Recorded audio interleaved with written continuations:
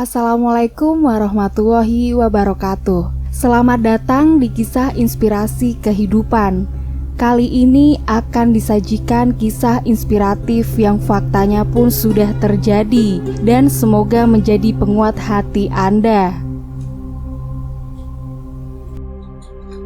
Ternyata 6 orang ini akan kekal selamanya di neraka. Dunia hanya persinggahan. Begitu yang sering kita dengar.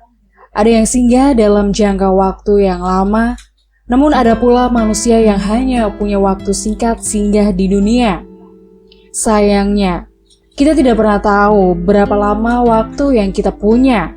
Itulah kenapa kita harus memaksimalkan waktu yang ada di dunia agar bisa mendapatkan tempat yang mulia di akhirat, yaitu surga. Namun, jika hidup di dunia hanya untuk singgah, dengan niat hanya untuk mencari kesenangan, niscaya bukan surga yang didapatkan. Sebaliknya, neraka akan menjadi ancaman.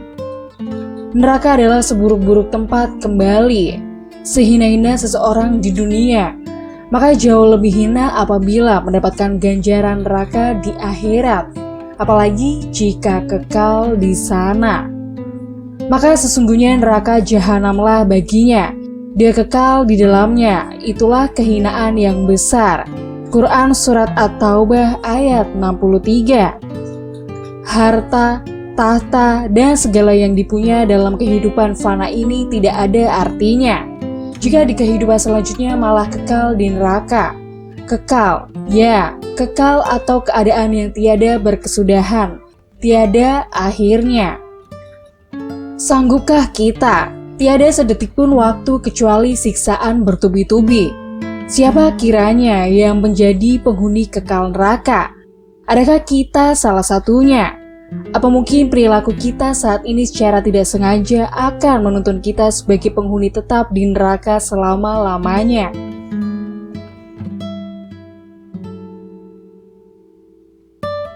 Yang pertama, orang-orang kafir.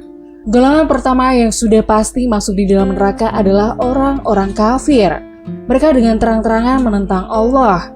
Dalam banyak ayat dalam Al-Quran, Allah berulang kali menyebutkan bahwa balasan bagi orang kafir yang enggan menyembah Allah adalah neraka, dan mereka kekal di dalamnya.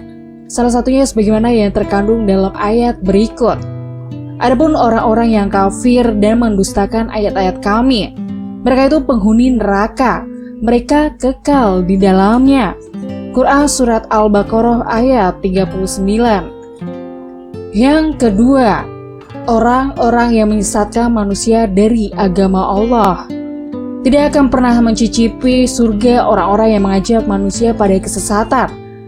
Sebab barang siapa yang berusaha menyesatkan manusia, sama derajatnya dengan iblis. Dan hari di waktu Allah menghimpunkan mereka semuanya. Hai golongan jin, sesungguhnya kamu telah banyak menyesatkan manusia. Lalu berkatalah kawan-kawan mereka dari golongan manusia, ya Tuhan kami, sesungguhnya sebagian daripada kami telah dapat kesenangan dari sebagian, dan kami telah sampai kepada waktu yang telah Engkau tentukan bagi kami. Allah berfirman, neraka itulah tempat diam kamu, sedang kamu kekal di dalamnya, kecuali kalau Allah menghendaki. Sesungguhnya Tuhanmu maha bijaksana lagi maha pengetahui. Quran Surat Al-An'am ayat 128. Yang ketiga, orang-orang munafik. Sebahaya-bahaya manusia adalah manusia munafik. Mereka terlihat benar padahal salah. Mereka terlihat baik tetapi jahat. Sebagaimana sabda Rasulullah mengatakan bahwa ciri-ciri orang munafik adalah dusta bila berkata, ingkar ketika berjanji, dan berkhianat ketika dipercaya. Inilah yang banyak di sekitar kita. Susah mendeteksi orang-orang seperti ini karena mereka bertindak dan berkata tidak sesuai dengan apa yang ada di dalam hatinya. Kita rentan sekali terhadap hal ini. Mari kita sama-sama introspeksi diri. Pernahkah kita berdusta bila berkata? Apakah kita dapat dipercaya untuk diberikan amanat, dan apakah kita sudah menepati segala janji? Jangan-jangan dengan melakukan perbuatan-perbuatan tersebut kita sedang mendaftar untuk jadi penghuni tetap neraka. Astagfirullah, semoga kita dijauhkan ya dari sifat munafik yang mudah sekali menyerang hati tersebut. Allah mengancam orang-orang munafik, laki-laki dan perempuan, dan orang-orang kafir dengan neraka jahanam. Mereka kekal di dalamnya. Cukuplah neraka itu bagi mereka, dan Allah melaknat mereka, dan bagi mereka azab yang kekal. Quran Surat At-Taubah ayat 68. Yang keempat, para pembunuh. Alangkah kejamnya seorang pembunuh. Pantaslah Allah memberikan ganjaran yang sangat luar biasa bagi seorang pembunuh. Tidak ampun, nyawa seseorang yang sengaja dihilangkan akan diganti dengan neraka selamanya. Ya, para pembunuh bersama orang-orang kafir dan munafik kekal di neraka. Barang siapa yang membunuh seorang mukmin dengan sengaja, maka balasannya adalah neraka jahanam, dan ia kekal di dalamnya. Quran Surat An-Nisa ayat 93. Yang kelima, para pengambil riba. Jangan pernah menganggap sepele dosa riba. Barangkali kita menganggapnya sebagai dosa yang enteng. Tapi apakah kita masih menganggap hal ini remeh? Jika kekal di neraka adalah balasannya.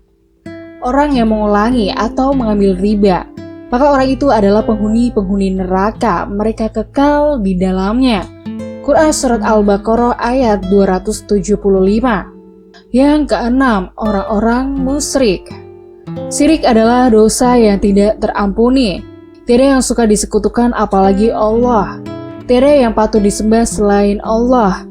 Tidak gunung, tidak bulan, hanya Allah pemilik segala sesuatu. Dan hanya pada Allah lah kita meminta. Sesajen, menyembah batu, menyembah pohon merupakan wujud nyata dari syirik.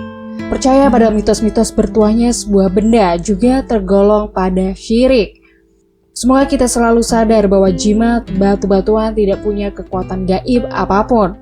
Jangan sampai hal seperti itu membuat kita pelan-pelan menuju rumah penyiksaan yang kekal, yaitu neraka. Tidaklah pantas orang-orang musyrik itu memakmurkan masjid-masjid Allah. Sudah mereka mengakui bahwa mereka sendiri kafir. Itulah orang-orang yang sia-sia pekerjaannya, dan mereka kekal di neraka. Quran Surat At-Taubah ayat 17. Berbeda dengan surga yang merupakan tempat segala yang indah, neraka tempat yang buruk, tempat penyiksaan dan penderitaan. Umumnya, tidak ada manusia yang mengharapkan masuk neraka. Semuanya ingin dijebloskan ke surga. Nah, semoga ini bisa menjadi renungan. Sudahkah kita masuk kategori orang yang masuk surga, atau jangan-jangan selama ini malah telah berbuat seperti ahli-ahli neraka di atas? Semoga bisa jadi self-reminder dan bermanfaat. Kisahnya pun berakhir sampai di sini. Semoga menginspirasi dan sampai jumpa di kisah-kisah inspiratif lainnya. Wassalamualaikum warahmatullahi wabarakatuh.